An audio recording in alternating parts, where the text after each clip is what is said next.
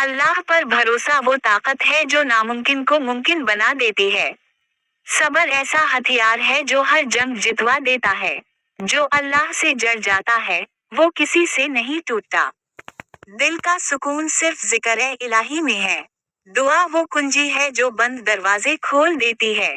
اللہ کی خاموشی بھی ایک آزمائش ہوتی ہے۔ جو وقت پر شکر ادا کرتا ہے، اسے مزید عطا کیا جاتا ہے۔ نماز وہ نور ہے جو دل کو زندہ رکھتی ہے۔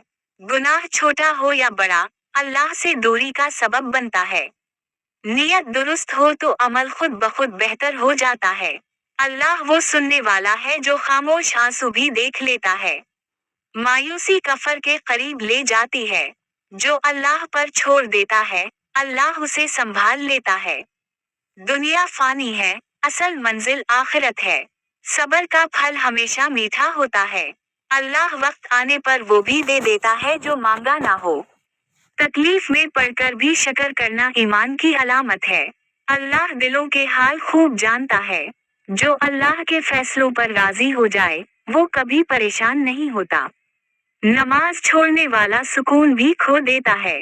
دعا کے لیے آنسو شرط نہیں، دل کا یقین کافی ہے۔